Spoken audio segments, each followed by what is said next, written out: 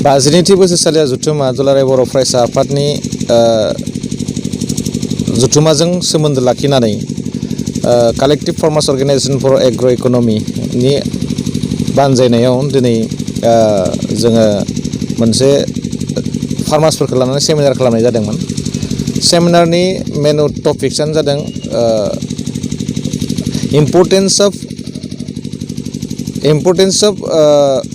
organized farming to uplift the rural and agro-economy in market-driven society बिब्दि होननानै जों मोनसे टाइटेल लानानै बेयाव खुंनाय जादों।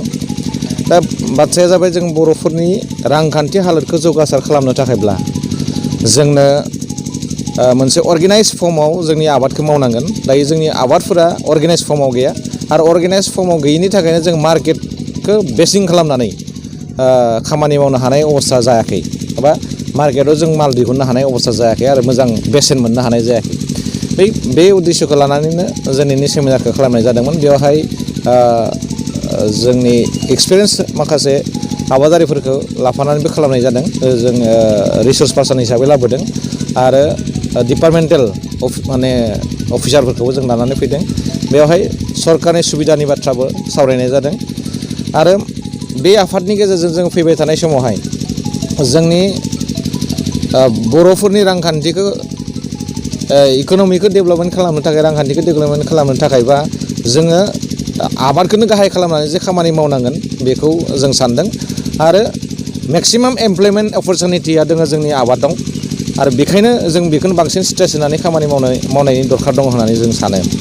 दा दिनैनि समावहाय जों खावलायगोन अर्गेनाइज फर्माव जुदि आबादखौ मावनो नांगौबा जोङो इडुकेटेड मानसिफोरा बेवहाय बाहागो लानांगोन। इडुकेटेड मानसिफोरा जुदि आबादखौ बाहागो लायालासेनो थायोबा जों बिनिफ्राय मोजां रिजाल्टखौ मोननो हानाय नङा आरो अर्गेनाइज फर्माव जों बेखौ खालामनो हानाय नङा। गुबुनजों जों टाक्कार मारिनानै खामानि मावनो हानाय अबस्था जानाय नङा। मानोना मार्केटिं होनना बुङोब्ला जोङो मिथिगौ जे मार्केटिंआ मोनसे कम्पिटिटिभ मोनसे माबायाव फैयो आरो आबादखौ मावनो थाखायबा जोङो माखासे नलेजनि गोनांथि जायो, माखासे गियाननि गोनांथि जायो।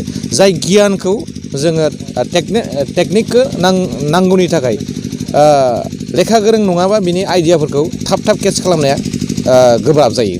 थाब केट्च खालामनो गोब्राब जायो मानोना बेयो मोनसे साइन्स।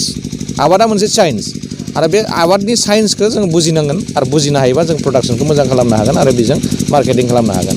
आरो बेखौ जों रिसाइक्लिंनि बाथ्राखौबो जों साननांगोन। दिनै जोङो आबाद मावनाय लोगो लोगो माइ आबाद मावनाय लोगो लोगो माइनि बाथ्राखौल' जों सिन्था खालामगोन, माइरंनि बाथ्राखौल' सिन्था खालामो। खिन्थु बिनि अनगायैबो जों बियन्ड जों खामानि मावनो हानायनि अबस्था दङ। जेरैहाय जोङो प्लाइबर्डनि बाथ्रा बुङो, प्लाइबर्डखौ जोङो जिगाबनिफ्राय बानायनो हानाय अबस्था दङ। बै बानायनाय जादोंमोन। गोबां थालिर गायग्रा मानसिफोर ओंखारदों। थालिर गायनाय जायो थालिर फिथाइनि थाखायल'। खिन्थु बेखौ जोङो आरोबाव बेनिफ्राय बेनिफिट आर्न खालामनो थाखाय मा खालामनो हाबावो। दिनैनि समाव थालिरनिफ्राय फाइबार बानायनो हायो, बिनिफ्राय जि बानायनो हायो। बेबायदिसिम जोङो साननो हानायनि बेबस्थाखौ जों खालामनो हायोब्ला निस्सय जोङो जोंनि इक'नमिखौ जौगासार खालामनो हागोन आरो बेवहाय इन्डास्ट्रियेलाइजेसननि मोनसे माबा फैगोन। एग्र' बेस्ड इन्डास्ट्रिनि बाथ्राफ्रा बेवहाय सानजागोन। ओंखायनो जों बे बाथ्राखौनो बांसिन स्ट्रेस होनानै खामानि मावनो आवगायबोनाय जादों। मिजिंथिगोन बेवहाय बयबो जोंनि इडुकेटेड मानसिफ्रानो जायफ्रानोखि साख्रि मोननो हायाखै, गभर्नमेन्ट साख्रि बा गुबुन जायगाफोराव मोननो हायाखै, बेयाव इन्टारेस्टेड होननानै खामानि मावनो हागोन आरो जोंहा बेयाव बेसिस दंखायो, बिथा दंखायो आरो बिथा दंखायो हिसाबै जोङो जोंनि सुबिदाफोरखौ जोङो अपरचुनिटिसफोरखौ नागिरनानै बेयाव खामानि मावलाङोबा जोंहा साक्सेस जानायनि लामाया मेक्सिमाम होननानै जों साननो हायो। बेखौनो जोङो स्ट्रेस होदों आरो फैबाय थानाय समाव बिनि सायाव गोबां प्रग्राम लानानै खामानि मावलांगोन। मानसिफोरखौ एवार्ड खालामनो थाखाय, सेन्सिटाइज खालामनो थाखाय जों सेस्था खालामगोन। आं बेखिनिखौनो बुंबाय।